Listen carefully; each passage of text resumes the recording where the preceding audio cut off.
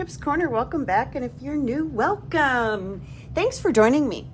I have been away for a little while just because June and July have just been crazy months, but have still been working on my Compendium journals, and they are so close to being done.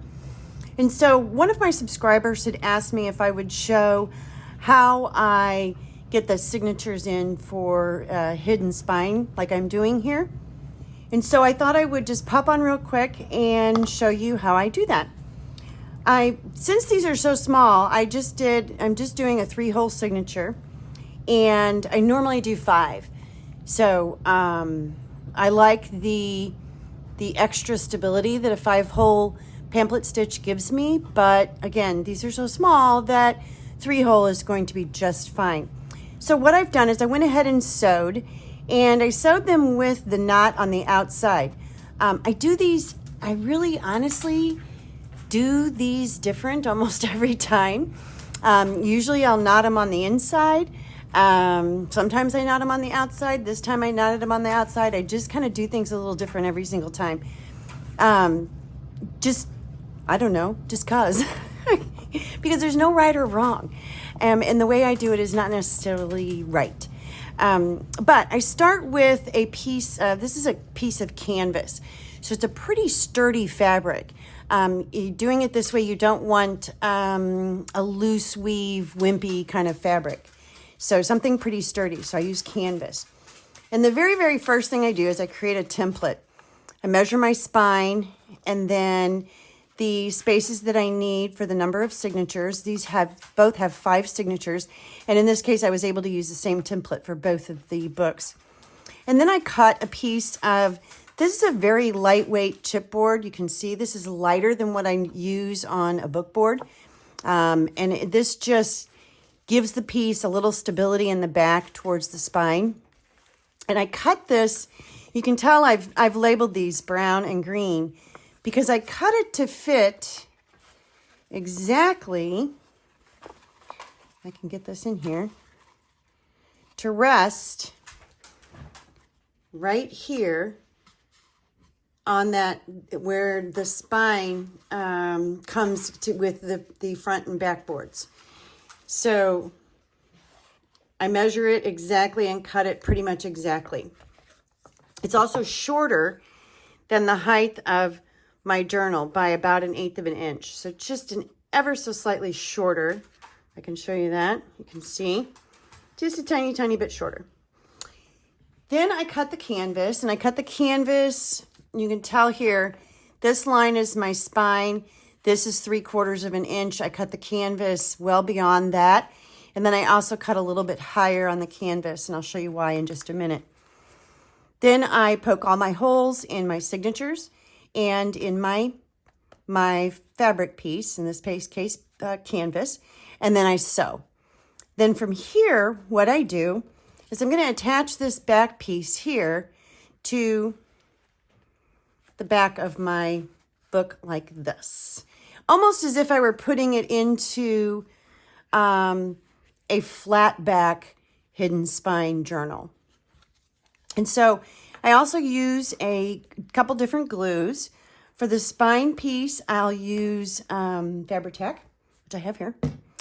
Then I also have cut a couple pieces of, this is just a trim. It's a little tiny trim.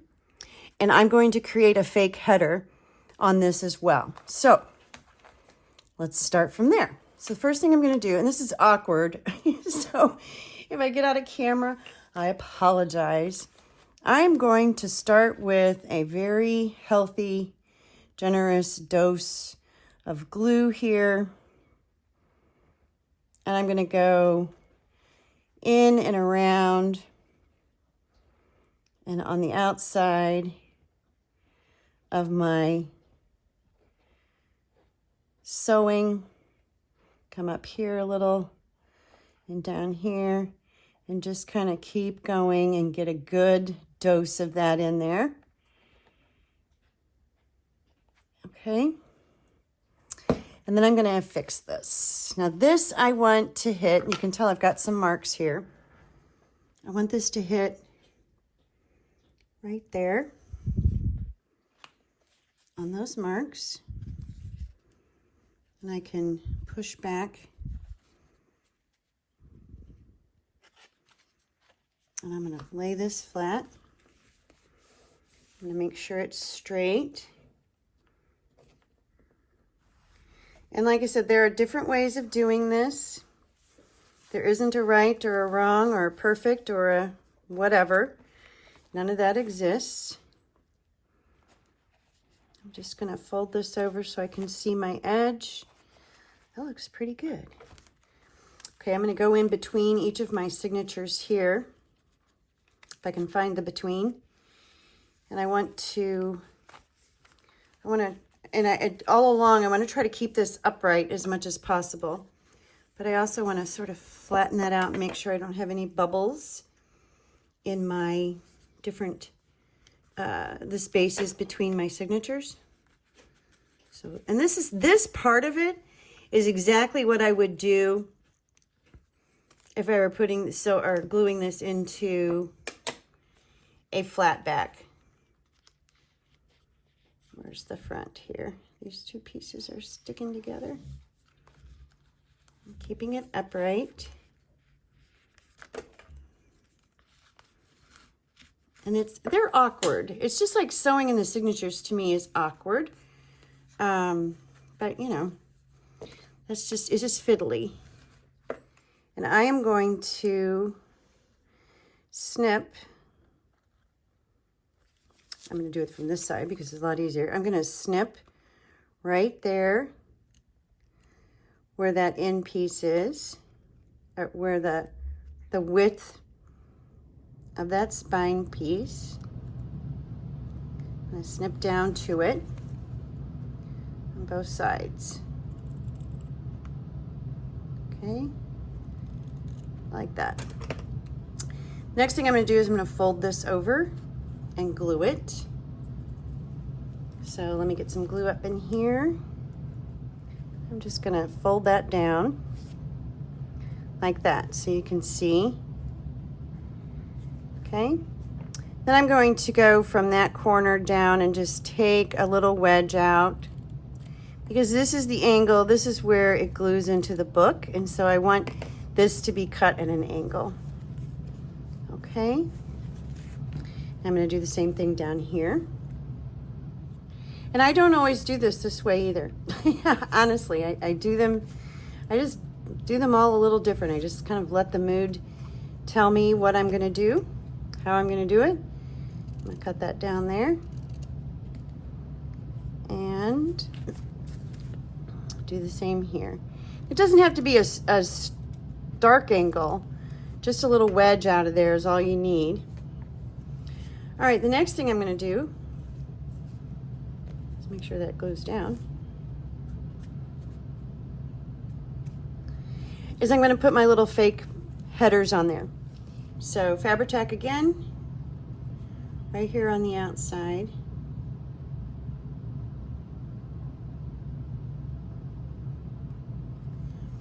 And then this piece should be cut to match exactly. And I want it to be straight. Okay. And now you can kind of see, you can see what that's going to look like with the little, it's a fake header. I have different little trims that I like to use for this. Some of them have more edge on them than others, and so some of them are a little easier to glue than others are. This one is one that's a little harder. Here we go. So that's what it looks like from the back. And that's what it looks like from the front. And it's subtle. Like I said, it's just a cute little thing. Okay, now I'm going to put this in the journal. So what I want to do first is make sure I've got top going up and top. And then what's going to happen is I'm going to set this in here just like what I showed you before I had the piece on, and I'm going to set it in and then glue these tabs down into place. So it will look like, when it's glued, it'll look like this. So you'll be able to see a little straight edge. And that's not, you know, the best way in the world to do it, but like I said, it gives it a little more stability. And yeah, it's just the way, one of the ways I like doing it. One of. All right. So from here, I'm putting my glue along this edge and on this fabric, and along this edge and along this fabric. I think I will go ahead, I think I'll go ahead and use Fabri-Tac. So I'm going to come in here like this. And don't go quite to the edge just because it's going to ooze. I do use matte gel medium a lot on these. It just kind of depends. But on this one, I'm going to use Fabri-Tac. All right, again, double checking front, top, top. You can't check that enough. Now I'm going to set this in. Pardon me if my head gets in the way. And I'm going to press that down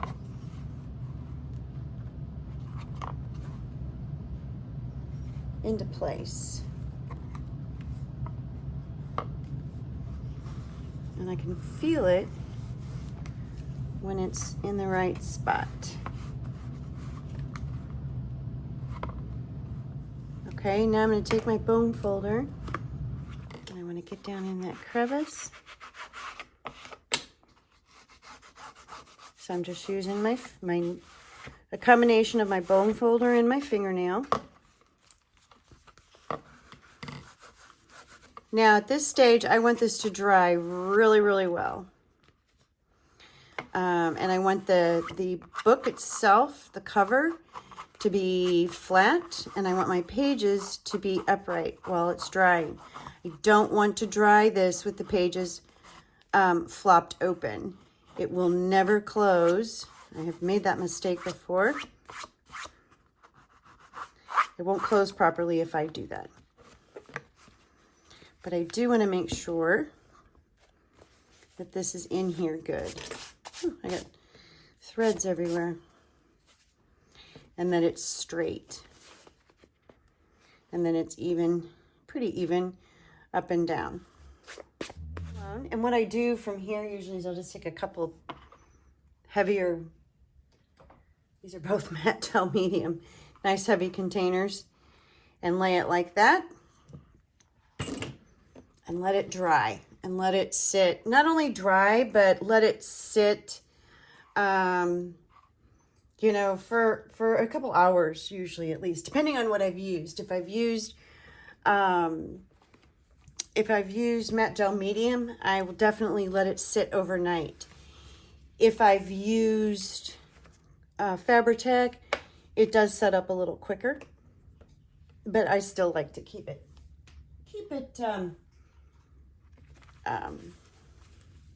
set up for a little while. Now, to help prevent this from bleeding, I will use my spatula. And I do want to get that right there on that edge. You notice I didn't do that the first time. That's because I just forgot. So it's not required. You'll still work without it. All right. Top. Top. Here we go. All right, I'm going to do the same thing here. I'm going to check between my signatures, and then I'm going to put some weights on the two sides. Have it held upright. And then I'll be able to finish this off. I've got some little ephemera pieces, I think, to make yet. Most of our pockets and things like that are in here. I'll get those finished and then finish off the front and the inside. And then I'll be ready for a flip through. So they, he and she are almost done. Almost done. We just need to dry. Get a little bit of that extra goobers off of there.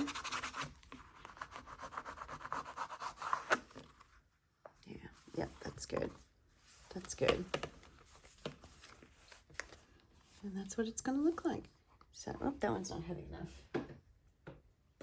There we go. Okay. These are going to sit now for a little bit. And then I'll come back and I'll finish the insides, do a flip through, and then we will be done. So, more to come. Thank you so much for watching me and watch my, I think, little unconventional way of gluing in the signatures. Okay, that's all I have for today. Thank you so much for joining me. I really appreciate your support, and I'll be back. Bye-bye.